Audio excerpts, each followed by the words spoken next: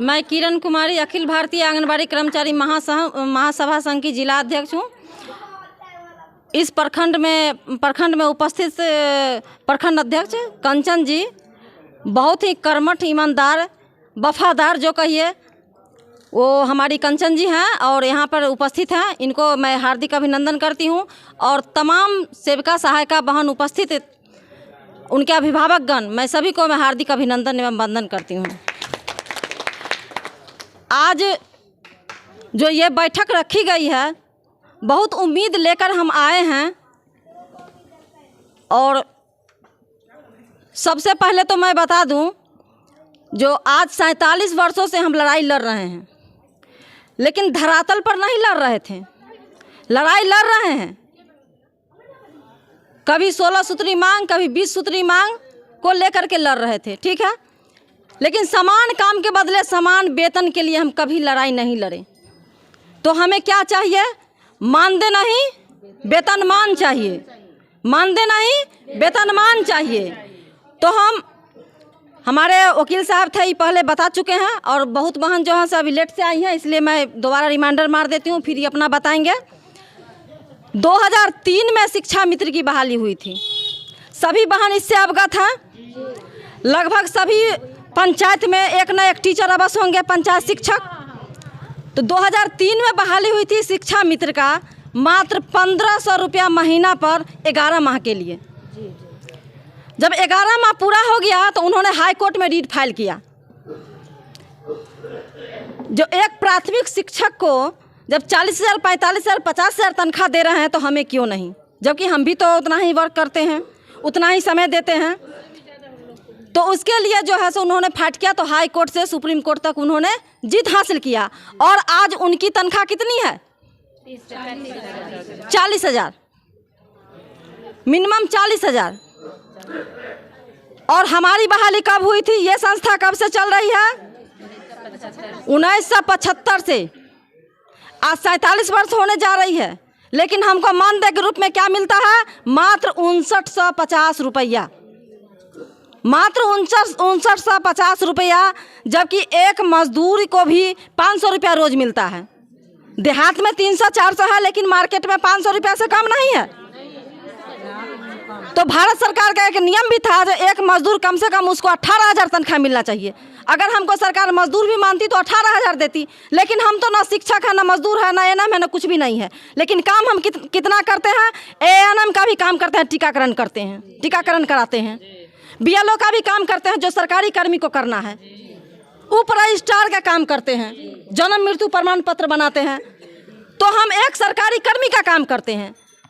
उसके बाद 0 से 6 साल तक के बच्चे को हम शिक्षा देते हैं, 3 से 6 साल को स्कूल पूर्व देते हैं, और 0 से 3 साल तक के हम पूरक पोषाहार के रूप में, या जो भी जितना भी वर्क है, गर्भवती से लेकर के मृत्यु तक हम सारा कार्य करते हैं।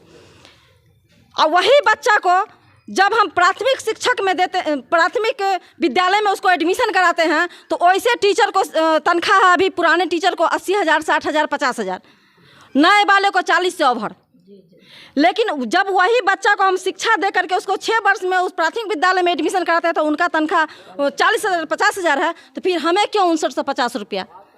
2020 में नई शिक्षा नीति के तहत एक नियमावली निकला था, और आर्टिकल 45 भी कहता है जो 0 से 6 वर्ष तक की शिक्षा राज्य सरकार को देनी है।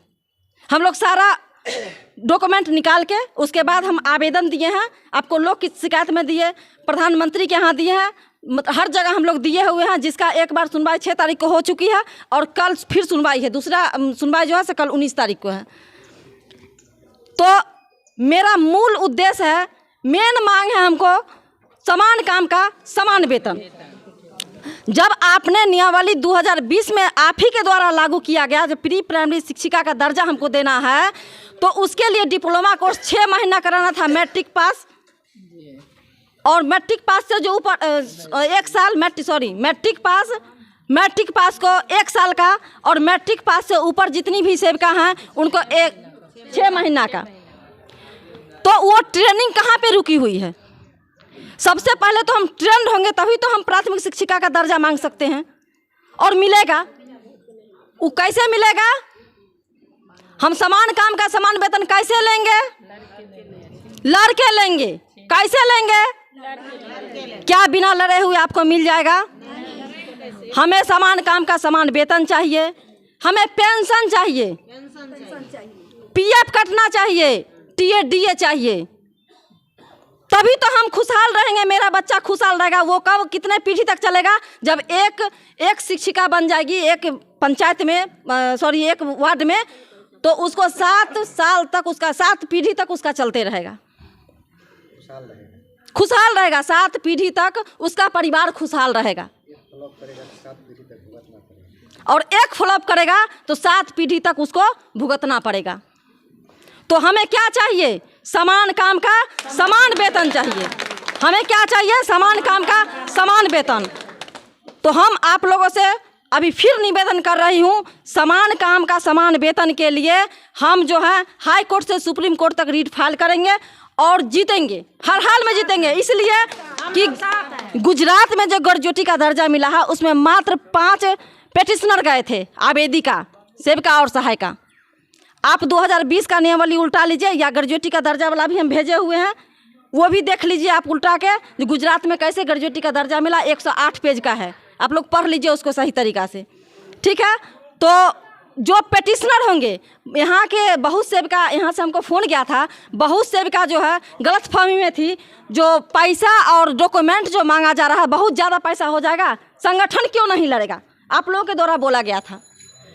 आप कन्फर्म हो जाइए दीदी, आप सारा लाभ मिलेगा आपको, लेकिन ग्रेजुएटी का दर्जा जो आप मांग रहे हैं, पेंशन जो आप मांग रहे हैं, पीएफ जो आपको कटेगा, वो आपको नहीं मिलेगा। किसको मिलेगा? जो पेटिशनर होंगे, जो आवेदिका होंगे। अगर हम रीट फाइल करेंगे, मेरा नाम वहाँ जाएगा तो हमको मिलेगा, आपको नहीं मिलेगा, और लाभ मिलेगा। लेकिन जो मांग हम मूल मांग है हमको, वो आपको लाभ नहीं मिलेगा, क्योंकि सरकार भी समझती है जो मेरा पेटिशनर है उसी को हम देंगे। आप चुप रखना है, सिर्फ उन्हीं को देंगे। क्योंकि अनौपचारिक वाले टीचर जो थे सिर्फ उन्हीं को मिला जो कोर्ट में गए, जो नहीं गए वो अभी तक सुप्रीम कोर्ट में लटके हुए हैं। जो मेरे घर में भी अभी मेरे चाचा एक ठो हैं, अभी सुप्रीम कोर्ट दौड़ रहा है, 25-25 हज़ार रुपया लग रहा है। बोलने वाले को चुप कर दिया जाता है। तो आप गलतफहमी को दूर कर लीजिए। जो पेटिशनर बनेंगे, जो रीट फाइल हाई कोर्ट में जो हम करेंगे, उसमें जो सेविका पेटिशनर बनेंगे सिर्फ उन्हीं का मान्य होगा। समान काम का समान वेतन के रूप में पेंशन, उनको पेंशन मिलेगा, पीएफ मिलेगा, डीए मिलेगा, जो भी सुविधा है सिर्फ उन्हीं सेविका को मिलेगा। लड़ाई हम सड़क से सदन तक लड़ेंगे, लड़ाई हम सड़क से सदन तक। ऐसा नहीं हम कोर्ट में चल गए तो चुपचाप घर में बैठ जाएंगे, नहीं, कोर्ट में लड़ाई चलेगी। लेकिन जो झूठा वादा करती है सरकार, इलेक्शन आता है तो आके बोल देती है मेरी सरकार बनेगी तो हम ये देंगे वो देंगे, और जब सरकार बन जाती है तो मुकर जाती है। मोदी सरकार के द्वारा हमेशा घोषणा किया जाता है महिला सशक्तिकरण, नीतीश कुमार के द्वारा हमेशा घोषणा किया जाता है महिला सशक्तिकरण, टीवी चैनल पर दिखाता है, रेडियो में दिखाता है। तेजस्वी के द्वारा कहा जाता है महिला सशक्तिकरण, लेकिन आपको पता है दीदी, क्या हम महिला सशक्तिकरण है? हम सशक्त हैं? हम नहीं हैं सशक्त। हम इतना शोषित हो रहे हैं, इतना शोषित हो रहे हैं जो कुछ कहने योग्य नहीं। लेकिन शोषित हम क्यों हो रहे हैं? इसके पीछे कारण क्या है?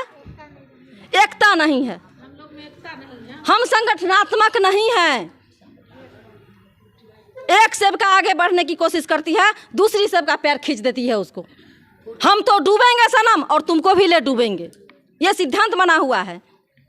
तो आज आप लोग सभी बहन से हम संकल्प लेना चाहते हैं, आप लोग संकल्प लीजिए। जो कंचन जी आपके यहाँ की प्रखंड अध्यक्ष है और बहुत ही जुझारू महिला है, बहुत ही जुझारू सेविका है, उतना ही ईमानदार है, उतना ही कर्मठ है जो इनमें हम देख रहे हैं, भावनात्मक भी उतना ही है। तो आप लोग इनकी हाथ को मजबूत कीजिए और इनकी बातों को समझिए। जब आपने इनको लीडर बनाया है तो इनकी बात को आपको मानना पड़ेगा, और जब तक पेटिशनर आप लोग नहीं बनिएगा तब तक आप लोग का नाम जाएगा वहाँ नहीं, तब तक आप नहीं जीत पाइएगा और लाभ मिलेगा। इस विषय पर अगर आप लोगों को कुछ कहना है तो बताइए। पेटिशन के लिए क्या क्या करना होगा बता दीजिए सबको। उसमें डॉक्यूमेंट देना होगा आपको, जितना योग्यता है, मैट्रिक, इंटर, बीए, जितना योग्यता है वो सर्टिफिकेट सबका लगेगा, सबका जीरोक्स लगेगा, फोटोकॉपी छाया प्रति, आधार कार्ड का छाया प्रति और फर्स्ट ट्रेनिंग का कॉपी, चयन पत्र, ये 4 कागजात लगती है, 1000 रुपया लगती है। अब बताइए 1000 रुपया में क्या आप सुप्रीम कोर्ट अकेला दौड़ के जीत सकते हैं? एक नकल निकालने में एक व्यक्ति को 1000 रुपया लगता है। एक बार पटना जाइए दौड़ का, ये 1000 रुपया लगता है। क्या 1000 में आप जीत जाइएगा? तो क्या आप लोगों को भारी कहाँ लग रहा है? आधार का जीरोक्स चाहिए, जो मृत्यु पत्र मिला था हाँ, उसका जीरोक्स चाहिए, और सर्टिफिकेट का जीरोक्स चाहिए जी। ट्रेनिंग जो पहली बार हुआ हाँ, उसका जीरोक्स चाहिए, वही चयन पत्र उसी को बुलाता है। सहायिका का नहीं चाहिए। सहायता का जब सेविका का जीत हो जाएगी, जैसे गुजरात में हुई है, सेविका का जीत हो गया, उसी अनुसार सहायिका को हो गया, अपने हो जाए। आपूर्ति हो जाएगा। चूंकि मेरी सहायक है, वो सहायता करती है, सारा काम करती है, वो भी दूसरे फेज में उसका होगा। फर्स्ट फेज में सेविका का होगा और दूसरे फेज में सहायिका का हो जाएगा। तो इसमें कहीं से कोई बहन को कंफ्यूजन है तो बताइए। कन्फ्यूजन की बात तो दीदी यही रही, जो अभी तो सभी उपस्थित नहीं है, तो वो फिर किसी का कहना क्यों मानेगी? सबसे बड़ी दिक्कत यही हो रही है ना। तो जो बहन उपस्थित हैं, जो बहन उपस्थित है, ये तो जागरूक हैं। इसमें जो किसी भी बहन को कहीं भी गलत फहमी है तो आप लोग बताइए, और गलत फहमी को दूर कैसे किया जाएगा? जब साथ साथ चल के लड़िएगा तब। हम कहीं भी पीछे नहीं हटते हैं, हमेशा सभी बहन को कहते हैं आप मेरे साथ पटना चलिए, आप मेरे साथ कोर्ट में चलिए। अगर वो सब दे दिया जाएगा तो फिर जो सेविका मान लिया हम दिए आप, तो फिर हमको भी वहाँ जाना होगा? नहीं, सब पेपर मिलेगा आप लोगों को, नाम दर्ज होगा, वो पेपर मिलेगा आप लोगों को। उसमें आपका नाम रहेगा, नेट पर देखा। प्रखंड अध्यक्ष के पास, पंचायत अध्यक्ष के पास जमा कीजिए, प्रखंड अध्यक्ष के पास वो देगी यहाँ। वो सब सिस्टम बना दिया जाएगा, पहले इनको बोलने दीजिए। तो सबसे पहले तो आप लोग कंचन जी को जो अध्यक्ष बनाए हैं, आप लोग तो चुन के न बनाए हैं, सर्वसम्मति से न बनाए हैं, तो फिर इनकी बातों को क्यों नहीं मानते हैं आप लोग? विश्वास कैसे होगा? मजबूत करना होगा। विश्वास कैसे होगा? जब तक विश्वास नहीं कीजिएगा तब तक नहीं जीतिएगा बहन। और अभी तो कुछ नहीं है, 2-4 साल 5 साल के बाद और स्थिति दयनीय हो जाएगा। आज समाज में क्यों आपका वैल्यू नहीं हो रहा है? क्यों लोग हीन दृष्टि से देखता है? वही टीचर, वही स्कूल में टीचर पढ़ाते हैं, उनको देखिए कितना मान सम्मान मिल रहा है। वही स्कूल में हम पढ़ाते हैं, वही बच्चा को हम एडमिशन कराते हैं, उनको मान सम्मान देखिए। और उसी स्कूल में हम है तो हमको लोग क्या कहता है? आंगनबाड़ी सेविका तो है, कौन सी बोलेगी इतना कम देती है, ये करती है, वो करती है। पोषाहार कोई मायने चीज नहीं है। पोषाहार जितनी सरकार देती है उतनी हम बांट देते हैं। उसकी लड़ाई हमको नहीं लड़नी है। दे या ना दे, हाँ। वो दे नहीं दे, डीपीटी के द्वारा दे, उसकी लड़ाई हमको नहीं लड़नी है। लड़ाई हमको एक ही लड़नी है, समान काम का समान वेतन। जिस दिन हम समान काम का समान वेतन ले लेंगे उस दिन स्वतः सारा नियमावली मौजूद हो जाएगा, वहाँ पर सारा नियमावली बन जाएगा।